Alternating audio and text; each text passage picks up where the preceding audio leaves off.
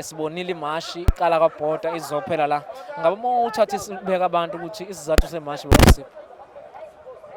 Ngiphinde ngibingelele kubabukeli bonke jikelele baseningizimu neAfrika.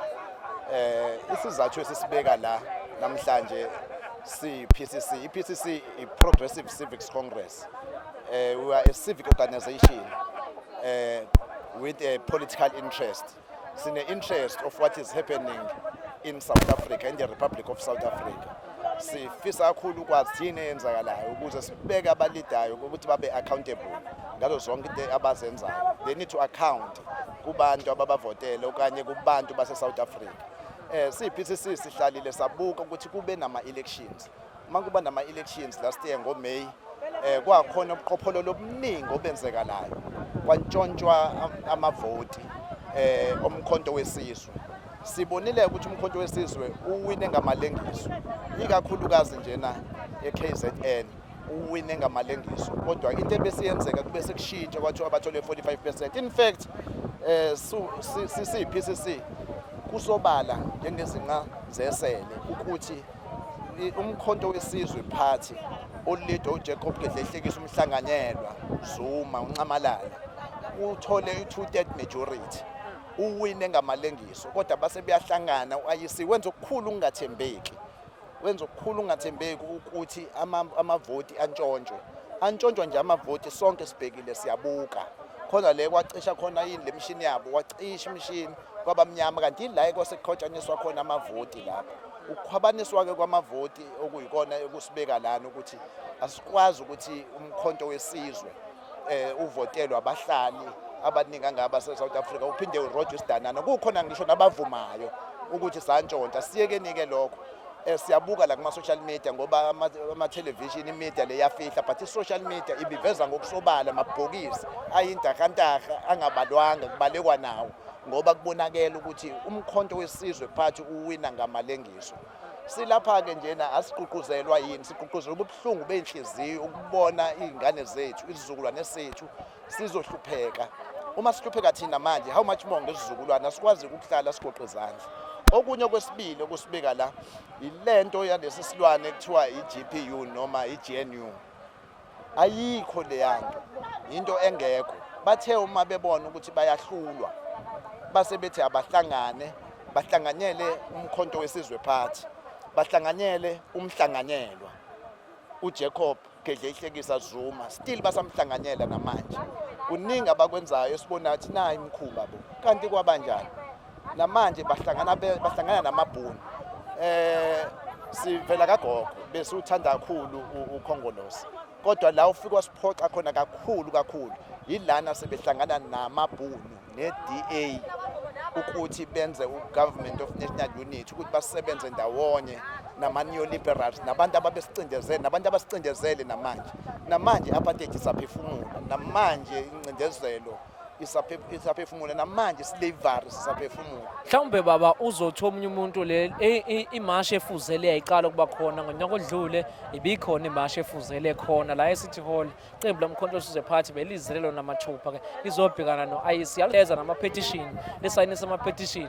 Njengamanje niphindile niyabuya niwumfela ndawonye ngaphasi kweqembu lomkhonto wesizwe party nizokwenza into efana nayo nale. Mhlawumbe umuntu uzothi lento eniyenzayo ayinanqubekela phambili ngoba senibuya ngicabanga ukuthi okwesithathu manje bengukuthi angiphazami kodwa akukho kwenzakalayo kuya phambili. Sokhumbula ukuthi ke unobhala jikelele weqembu lomkhonto wesizwe party uSG uFloyd Shivambu ushilo ukuthi ke kulonyaka unyaka lapha khona iqala ke lokutshontshwa kwamavoti ke weqembu lomkhonto wesizwe party ke lizothatha khona ke lilalelwe kodwa ke nina le groundini anipheli mandla.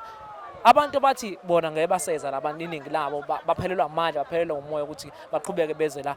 Mhlawumbe ungathini kulokho? Mhlonishwa uyabona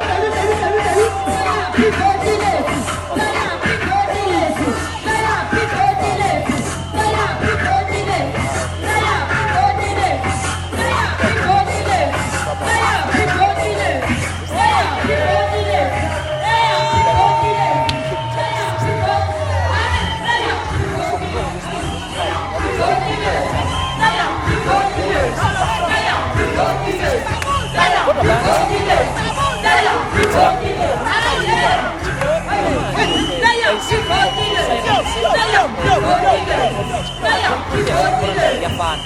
Cabanga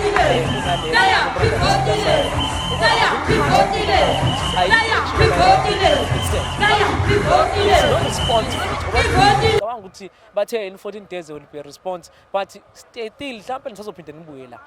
Akuniphathini kabi. Ake ngikwenzele isibonelo. Usuku ayigqoka icathulo ezimpintshayo. Yeah. Ukuzizwa ukuthi ishisa kanjani. Ngeze ngikhumula. Abakwazi ukuthi lesicathulo abasigqokile singabashisi ngoba bagqoka isicathulo engesona esabo. Bagqoke into ezobampintsha. Ukuphindelela njalo sohlale salwa silwela amalungelo ezulwane sethu, silwela amalungelo ethu. Ukuthi abalaleli noma kunjani njani khona manje kuye enkantolo. Nenkantolo nayo iyingxenye lento esiyenzayo. Esalwa kakhulu namabhunu iminyaka ukuthi sifuna inkululeko. Azange silu 4 days 3 days 1 month 2 months 4 months salwa saphindelela sasangena kuyilento ekuthiwa i-partial democracy because azange sithole i-democracy. That was a partial democracy because amabhuna esacontrola i-economy asacontrola umnotho of this country. Amabhunu namanje wona asabukeka ephila impilo engcono. I-gap between the rich and the poor esankulu kakhulu futhi yamangalisa ungayithinta nangesandla ngendlela abantu abahlupheka ngayo. Ngeke siyeke ukulwa noma siphela umoya, ngeke siphele moya. Nanoma inini si-Progressive Civics Congress sohlale silwela lesimo esisibukayo senziwa i-IEC, senziwa u-ANC, senziwa i-DA, senziwa ibona bonke abantu abakhetha ukuba umbimbi namabhunu ukuthi siphinde siqhubeke necindezeleka. Mhlawumbe angeke ngisho ukuthi njengamanje anicabanga ukuthi sekufanele nilekelele kwabaphezulu ngoba uSG wakusho ukucaca saseMoses Mabhida media briefing ayiattendwe mina ngqo. Washo ukuthi sebesemaphethelweni luyaqala ushikishi kulonyaka malana necala. Anibonini ukuthi kumele nikiyekele manje kuyena ukubona abaphathi beqembu ukuthi ke kube yibona abenzayo umsebenzi. Uyabona Mhlonishwa, lo muntu okhuluma ngayo uSG womkhonto wesizwe yisosha. He's a soldier, he's a revolutionary. Le khona ujabule yanconcoza uma silwisana nokurobheka noma nokudliwa kwamavoti omkhonto wesizwe. Leyo nto nje akasoze ayilo athi akuyeke siyekele bona nabo balindele kuthina ukuthi sinyakaze kakhulukazi njenge-PCC njenge-Progressive Civics Congress. Siholo umuntu ohlanipheka kakhulu wemntaka baba. Uyabona ukukhuluma ngomuntu okuthiwa uFloyd Shivambu, unobhala jikelele womkhonto wesizwe. Ingwenya ebhuta kuzona zonke ingwenya izibi ingene iphume ngalo. Ngamanye amazwi la ekhona uyilida kahle kakhulu ilokhuzana umkhonto wesizwe. Uyasilekelela nathi si-Progressive Civics Congress ukuthi sithole amandla ukuthi silwe nobandlululo ngoba sengaphansi kwencindezi. Uhlale ekhuluma ke lokho uyabona ngeke ngisachaza into eziningi kodwa ngizomkhumbula nje ekhuluma ukuthi iqala nini incindezelo yethu, iqala nini inhlopheka abantu abamnyama.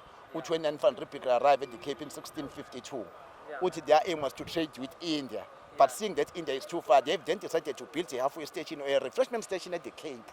Uthi uma sebeyenzile lento baseyabona i-Cape is fertile, i-South Africa fertile nayo yonke indawo yonke ama-resources.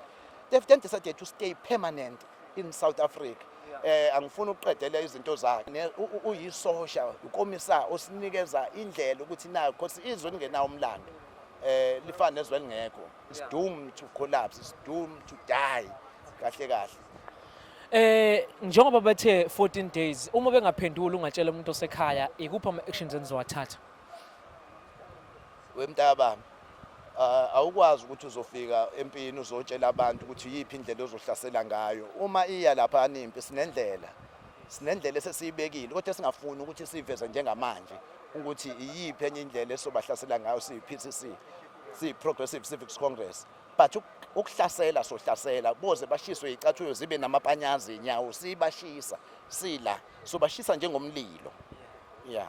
Siyabonga kakhulu ke besikhuluma ke naye unobhala ke we-PCC esicacisela ngabanzi ukuthi ke isizathu sokuthi babe khona ke la eCity Hall imashi eqala lapha kuBhoda yazaphela khona la eCity Hall becacisa ngabanzi ukuthi ke isizathu sokwenza le mashi ke isiphi basho ke futhi ukuthi ke angabazi ukuphela umoya ke njengendlela ndawonye ke iqembu lomkhonto sizwe party ke ukufakela ingcindezi ke lona ke lesimo sokuthi ke iqembu lomkhonto sizwe party likholelwa ekuthenini ke la ntshotshelwa ke amavoti abo.